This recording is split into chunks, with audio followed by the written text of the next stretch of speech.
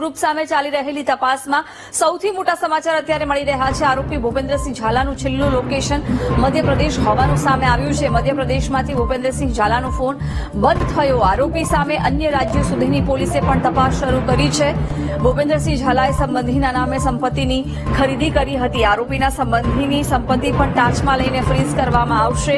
આરોપીએ રૂપિયાનું રોકાણ બિટકોઇનમાં કર્યું હોવાની સંભાવના છે। ઈડી અને જીએસટી વિભાગ પણ તપાસમાં જોડાશે। વિગતો સાથે સંવાદદાતા મેહુલ જોડાઈ ગયા છે। મેહુલ, ભૂપેન્દ્રસિંહ ઝાલાનું છેલ્લું લોકેશન મધ્યપ્રદેશ હોવાનું પણ અત્યારે સામે આવી રહ્યું છે। અન્ય લોકોના નામે પણ સંપત્તિ ખરીદી હોવાનો તપાસમાં ખુલાસો થઈ રહ્યો છે। શું વિગત?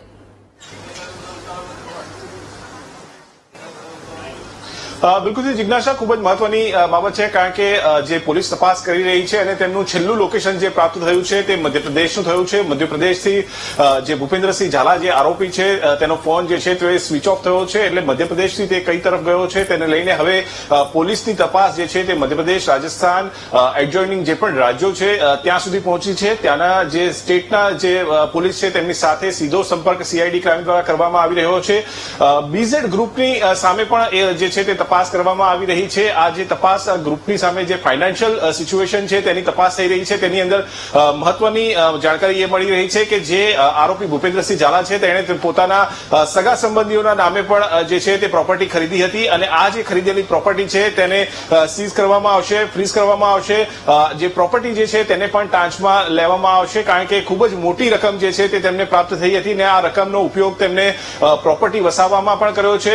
પોતાના ઉપર શંકા ન જાય એજન્સીઓને માટે આ જે પ્રોપર્ટી છે તે તેમને અન્ય લોકોના નામે પણ ખરીદી છે, તેમાં તેમના પરિવારના અન્ય સભ્યો છે તેનો પણ સમાવેશ થાય છે। એટલે આ તમામ સંપત્તિ જે છે તે જપ્ત કરવા માટેની કાર્યવાહી જે છે તે હાથ ધરવામાં આવી છે। અને બીજી મહત્વની કડી પોલીસને મળી છે કે તેમનો જે નાણાંનો ઉપયોગ થયો છે, જે બેંક એકાઉન્ટની ડિટેલ્સ તપાસવામાં આવી, તેમાં આ નાણાંનો ઉપયોગ બિટકોઇનની અંદર, ક્રિપ્ટોકરન્સીની અંદર પણ કરવામાં આવી છે। એટલે આ નાણાં સંભવતઃ વિદેશની અંદર પણ મોકલવામાં આવે છે અને આ વિદેશમાં ગયેલા નાણાંના કારણે ઈડી, જીએસટી જે છે તે તમામ જે અન્ય એજન્સીઓ છે, જે કેન્દ્રીય એજન્સીઓ છે, તેમને પણ તપાસની અંદર સમાવવા માટેનો નિર્ણય જે છે તે સીઆઈડી ક્રાઇમે કર્યો છે અને તમામ એજન્સીઓને જે છે તે જાણ કરવામાં આવી રહી છે। આ ઈડી જે છે તેમાં સામાન્યતઃ જે એફઆઈઆર થાય છે અને ત્યારબાદ તપાસનો જે રિપોર્ટ જે કોર્ટની અંદર સબમિટ કરવામાં આવે છે ત્યારબાદ જોડાતી હોય છે, પરંતુ આ કેસની અંદર પહેલેથી જ તેમને જાણ કરવામાં આવી રહી છે, કારણ કે ખૂબ મોટી રકમ જે છે તે ના વ્યવહારો જે છે તે સામે આવ્યા છે। 175 કરોડના વ્યવહાર તો માત્ર 2 એકાઉન્ટમાંથી મળ્યા છે, પરંતુ અન્ય એકાઉન્ટ જે છે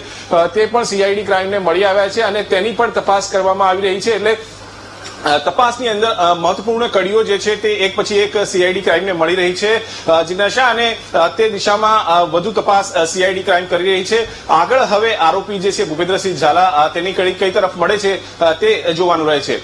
જિજ્ઞાસા, મેહુલ, આભાર જાણકારી આપવા બદલ।